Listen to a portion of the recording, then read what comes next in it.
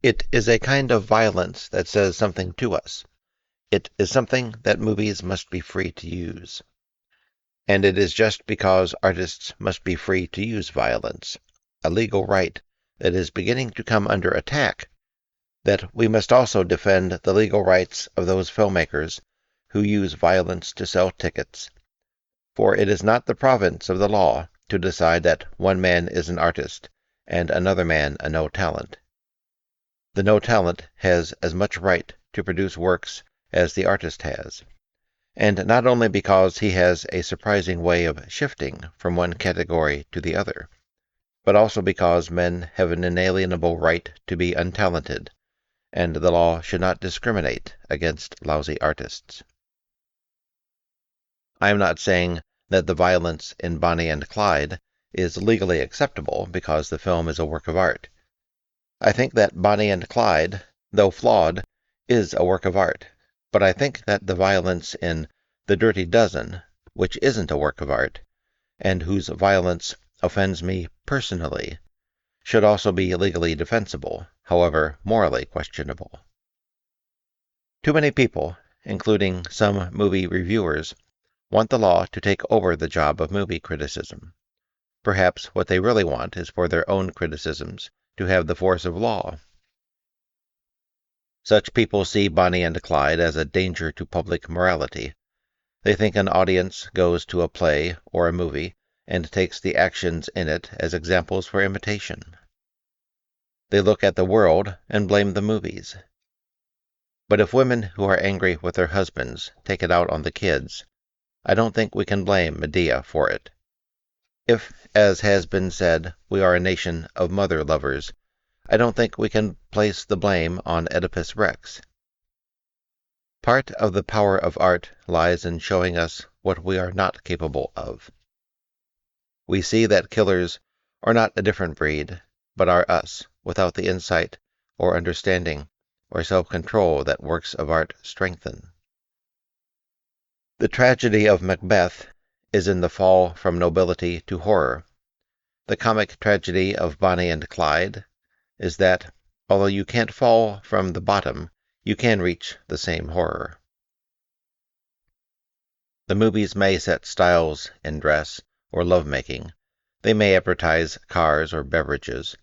But art is not examples for imitation. That is not what a work of art does for us, though that is what guardians of morality think art is, and what they want it to be, and why they think a good movie is one that sets healthy, cheerful examples of behavior, like a giant all-purpose commercial for the American way of life. But people don't buy what they see in a movie quite so simply. Louis B. Mayer did not turn us into a nation of Andy Hardys. And if, in a film, we see a frightened man wantonly take the life of another, it does not encourage us to do the same, any more than seeing an ivory hunter shoot an elephant makes us want to shoot one. It may, on the contrary, so sensitize us that we get a pang in the gut if we accidentally step on a moth. Will we, as some people have suggested, be lured into imitating the violent crimes of Clyde and Bonnie because Warren Beatty and Faye Dunaway are glamorous?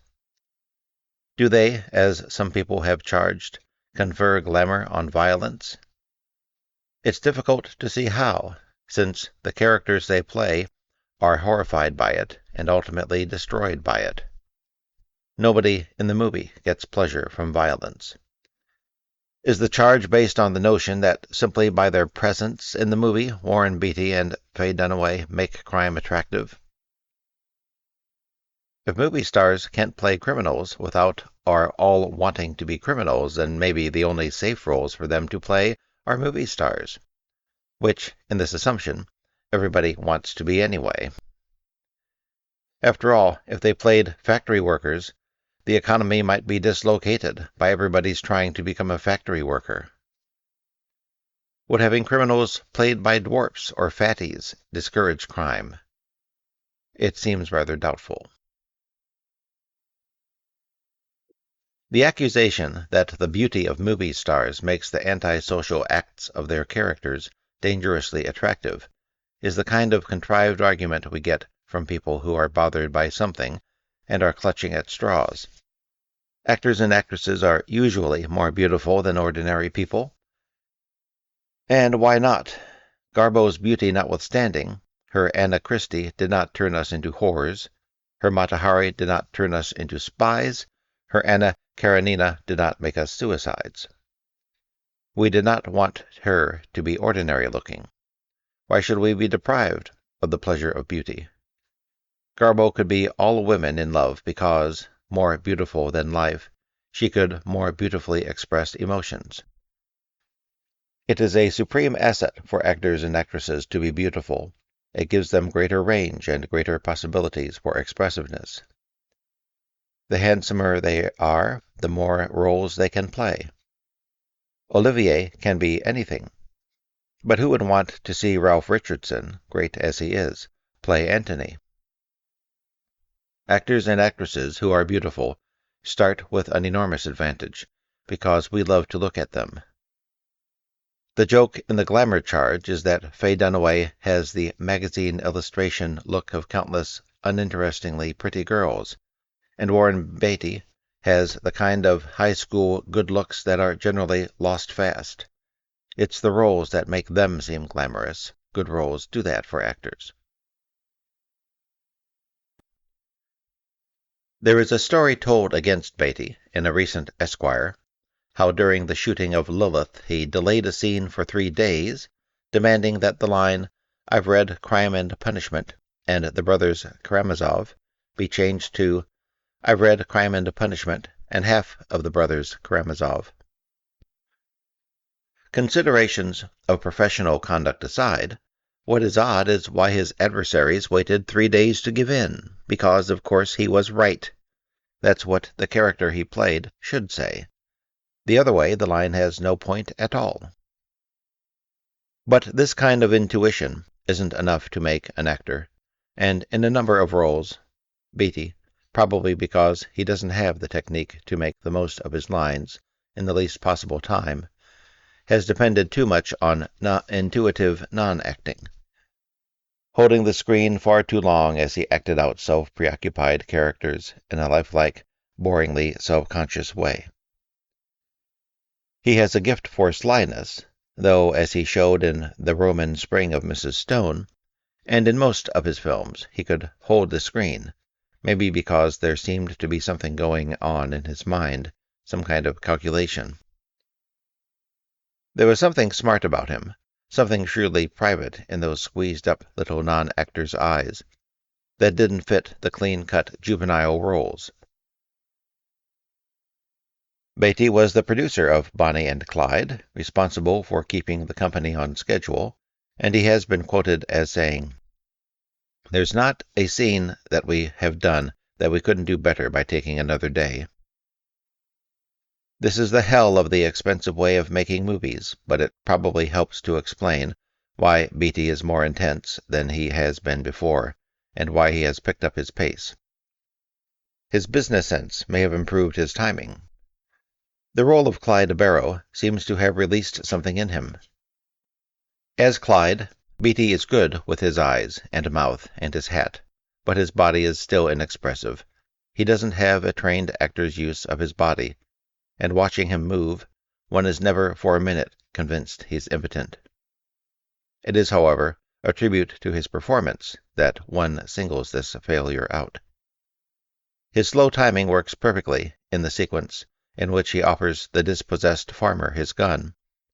There may not be another actor who would have dared to prolong the scene that way, and the prolongation until the final "we rob banks" gives the sequence its comic force. I have suggested elsewhere that one of the reasons that rules are impossible in the arts is that in movies, and in the other arts too, the new genius, the genuine as well as the fraudulent or the dubious, is often the man who has enough audacity, or is simple-minded enough, to do what others had the good taste not to do. Actors before Brando did not mumble and scratch and show their sweat. Dramatists before Tennessee Williams did not make explicit a particular substratum of American erotic fantasy. Movie directors before Orson Welles did not dramatize the techniques of filmmaking. Directors before Richard Lester did not lay out the whole movie as cleverly as the opening credits. Actresses before Marilyn Monroe did not make an asset of their ineptitude by turning faltering misreadings into an appealing style. Each, in a large way, did something that people had always enjoyed and were often embarrassed or ashamed about enjoying. Their bad taste shaped a new accepted taste. Beatty's non-actor's bad timing may be this kind of genius. We seem to be watching him think out his next move. It's difficult to show how Bonnie should have been played, because the character isn't worked out. Here the script seems weak. She is made too warmly sympathetic, and sympathetic in a style that antedates the style of the movie. Being frustrated and moody, she's not funny enough. Neither ordinary, which in the circumstances would be comic, nor perverse, which might be rather funny too. Her attitude toward her mother is too loving. There could be something funny about her wanting to run home to her mama, but as it has been done, her heading home, running off through the fields, is unconvincing, incompletely motivated. And because the element of the ridiculous that makes the others so individual has been left out of her character, she doesn't seem to belong to the period as the others do. Faye Dunaway has a 60s look anyway, not just because her eyes are made up in a 60s way and her hair is wrong, but because her personal style and her acting are 60s. This may help to make her popular. She can seem prettier to those who don't recognize prettiness except in the latest styles. Furthermore, in some difficult-to-define way, Faye Dunaway as Bonnie doesn't keep her distance, that is to say, an actor's distance, either from the role or from the audience. She doesn't hold a characterization. She's in and out of emotions all the time, and though she often hits effective ones, the emotions seem hers, not the character's. She has some talent, but she comes on too strong. She makes one conscious that she's a willing worker, but she doesn't seem to know what she's doing, rather like Bonnie in her attempts to overcome Clyde's sexual difficulties. Although many daily movie reviewers judge a movie in isolation, as if the people who made it had no previous history, more serious critics now commonly attempt to judge a movie as an expressive vehicle of the director and a working out of his personal themes. Auden has written, quote, "Our judgment of an established author is never simply an aesthetic judgment. In addition to any literary merit it may have, a new book by him has a historic interest for us as the act of a person in whom we have long been interested. He is not only a poet, he is also a character in our biography." End quote. For a while, people went to the newest Bergman and the newest Fellini that way. These movies were greeted like the latest novels of a favorite author.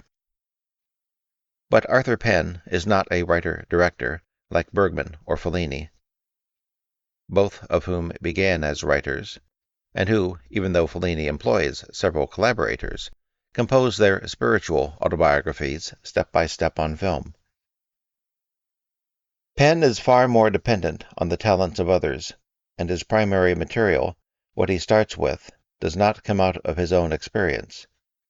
If the popular audience is generally uninterested in the director, unless he is heavily publicized like DeMille or Hitchcock, the audience that is interested in the art of movies has begun, with many of the critics, to think of movies as a director's medium, to the point where they tend to ignore the contribution of the writers, and the directors may be almost obscenely content to omit mention of their writers. The history of the movies is being rewritten to disregard facts in favor of celebrating the director as the sole creative force. One can read Joseph von Sternberg's autobiography and the text of the latest books on his movies, without ever finding the name of Jules Furthman, the writer who worked on 9 of his most famous movies, including Morocco and Shanghai Express. Yet the appearance of Furthman's name in the credits of such Howard Hawks films as Only Angels Have Wings, To Have and Have Not, The Big Sleep, and Rio Bravo suggests the reason for the similar qualities of good bad girl glamour in the roles played by Dietrich and Bacall and in other von Sternberg and Hawks heroines, and also in the Jean Harlow and Constance Bennett roles in the movies he wrote for them. Furthman, who has written about half of the most entertaining movies to come out of Hollywood — Ben Hecht wrote most of the other half — isn't even listed in the new encyclopedias of the film. David Newman and Robert Benton may be good enough to join this category of unmentionable men who do what the directors are glorified for. The Hollywood writer is becoming a ghostwriter. The writers who succeed in the struggle to protect their identity and their material by becoming writer-directors or writer-producers soon become too rich and powerful to bother doing their own writing. And they rarely have the visual sense or the training to make good movie directors. Anyone who goes to big American movies like Grand Prix and The Sand Pebbles recognizes that movies with scripts like those don't have a chance to be anything more than exercises in technology, and that this is what is meant by the decadence of American movies. In the past, directors used to say that they were no better than their material. Sometimes they said it when they weren't even up to their material. A good director can attempt to camouflage poor writing with craftsmanship and style. But ultimately, no amount of directors But ultimately, no amount of a director's skill can conceal a writer's failure. A poor script, even well directed, results in a stupid movie, as unfortunately does a good script poorly directed. Despite the new notion that the director is everything, Penn can't redeem bad material, nor, as one may surmise from his Mickey 1, does he necessarily know when it's bad. It's not fair to judge Penn by a film like The Chase because he evidently did not have artistic control over the production. But what happens when he does have control and is working with a poor, pretentious mess of a script is painfully apparent in Mickey 1, an art film in the worst sense of that term. Though one cannot say of Bonnie and Clyde to what degree it shows the work of Newman and Benton, and to what degree they merely enabled Penn to express himself. There are ways of making guesses. As we hear the lines, we can detect the intentions, even when the intentions are not quite carried out. Penn is a little clumsy, and rather too fancy. He's much too interested in being cinematically creative and artistic to know when to trust the script. Bonnie and Clyde could be better if it were simpler. Nevertheless, Penn is a remarkable director when he has something to work with. His most interesting previous work was in his first film, The Left-Handed Gun, and a few bits of The Miracle Worker, a good movie version of the William Gibson play, which he had also directed on the stage and on television. The Left-Handed Gun, with Paul Newman as an ignorant Billy the Kid in the sex-starved, male-dominated Old West, has the same kind of violent, legendary, nostalgic material as Bonnie and Clyde. Its script, a rather startling one, was adopted by Leslie Stevens from a Gore Vidal television play. In interviews, Penn makes high, dull sounds, more like a politician than a movie director, but he has a gift for violence, and despite all the violence in movies, a gift for it is rare. Eisenstein had it, and Dozhenko and Bunel, but not many others.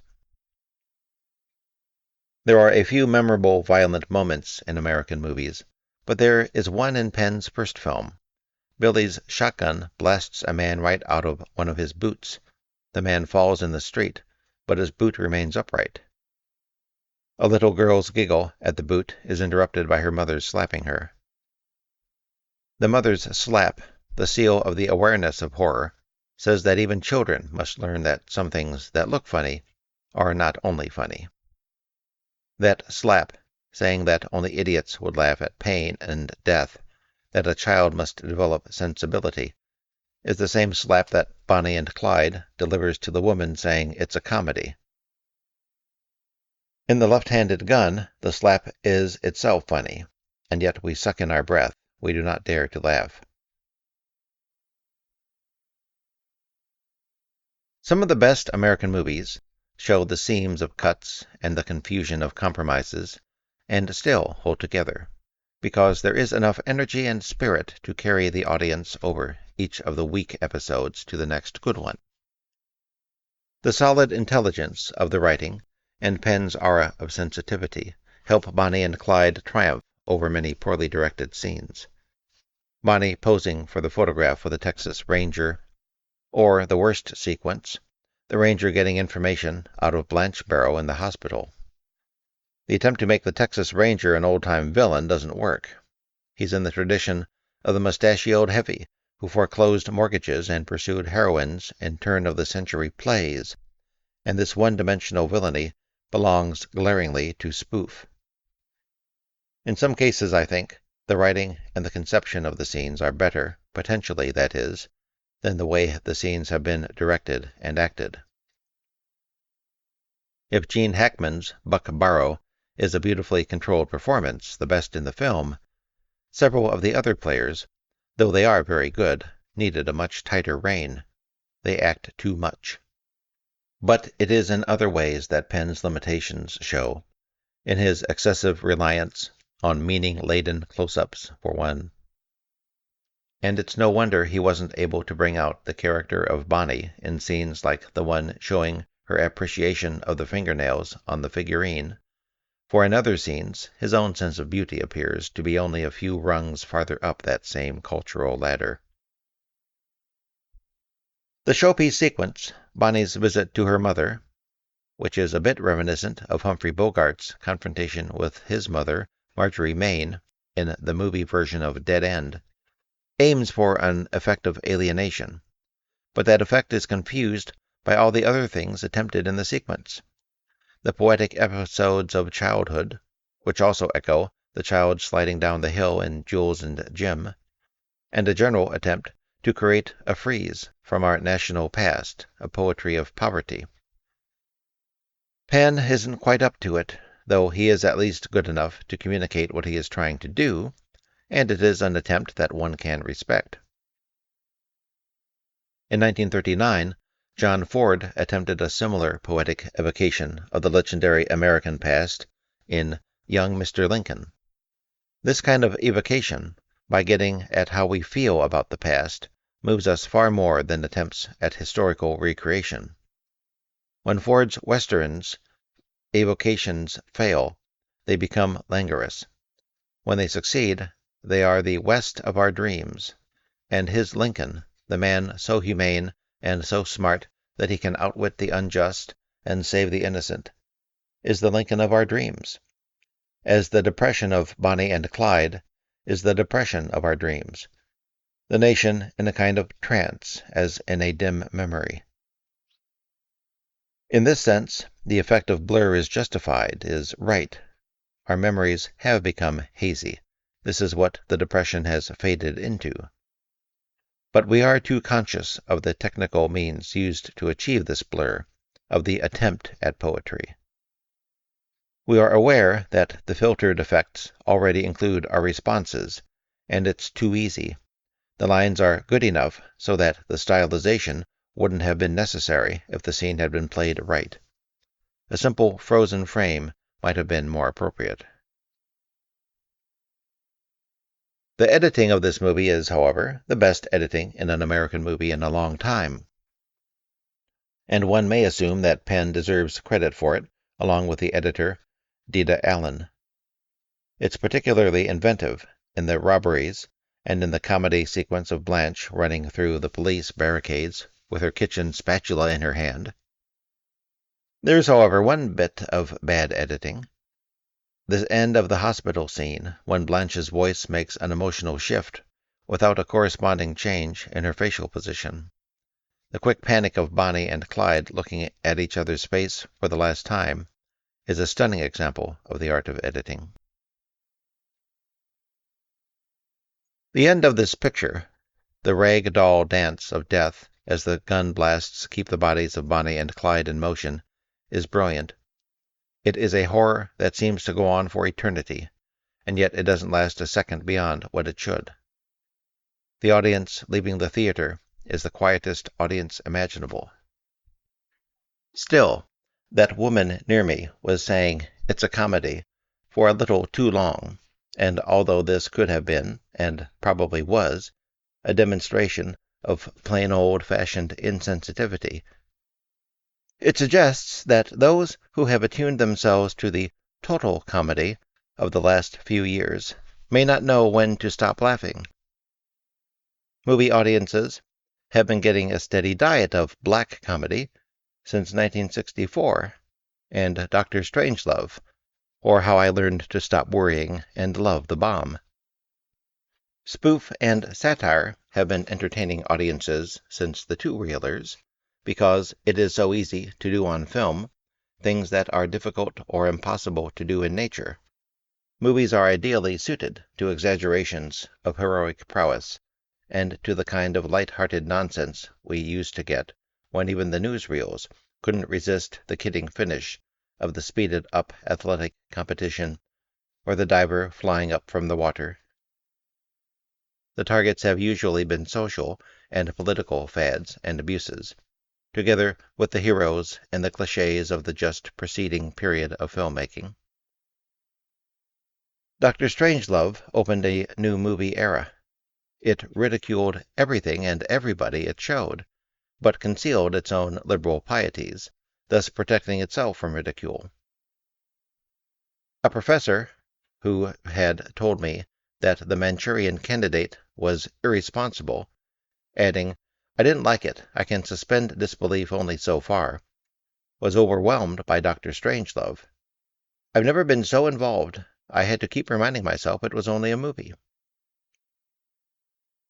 Dr. Strangelove was clearly intended as a cautionary movie. It meant to jolt us awake to the dangers of the bomb by showing us the insanity of the course we were pursuing. But artists' warnings about war and the dangers of total annihilation never tell us how we are supposed to regain control. And Dr. Strangelove, chortling over madness, did not indicate any possibilities for sanity. It was experienced not as satire, but as a confirmation of fears. Total laughter carried the day. A new generation enjoyed seeing the world as insane. They literally learned to stop worrying and love the bomb. Conceptually, we had already been living with the bomb. Now the mass audience of the movies, which is the youth of America, grasped the idea that the threat of extinction can be used to devaluate everything, to turn it all into a joke. And the members of this audience do love the bomb. They love feeling that the worst has happened, and the irrational are the sane, because there is the bomb, as the proof that the rational are insane. They love the bomb because it intensifies their feelings of hopelessness and powerlessness and innocence. It's only 3 years since Lewis Mumford was widely acclaimed for saying about Dr. Strangelove that, unless the spectator was purged by laughter, he would be paralyzed by the unendurable anxiety this policy, once it were honestly appraised, would produce. Far from being purged, the spectators are paralyzed, but they're still laughing. And how odd it is now to read, Dr. Strangelove would be a silly, ineffective picture if its purpose were to ridicule the characters of our military and political leaders by showing them as clownish monsters, stupid, psychotic, obsessed. From Dr. Strangelove, it's a quick leap to MacBird, and to a belief in exactly what it was said we weren't meant to find in Dr. Strangelove. It is not war that has been laughed to scorn, but the possibility of sane action. Once something enters mass culture, it travels fast. In the spoofs of the last few years, everything is gross, ridiculous, insane. To make sense would be to risk being square. A brutal new melodrama is called Point Blank, and it is. So are most of the new movies. This is the context in which Bonnie and Clyde, an entertaining movie that has some feeling in it, upsets people. People who didn't get upset even by Mondo Cane. Maybe it's because Bonnie and Clyde, by making us care about the robber lovers, has put the sting back into death.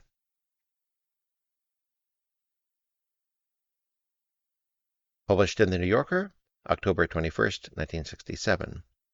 Pauline Kael wrote for The New Yorker from 1967 until her retirement in 1991. Thank you for listening.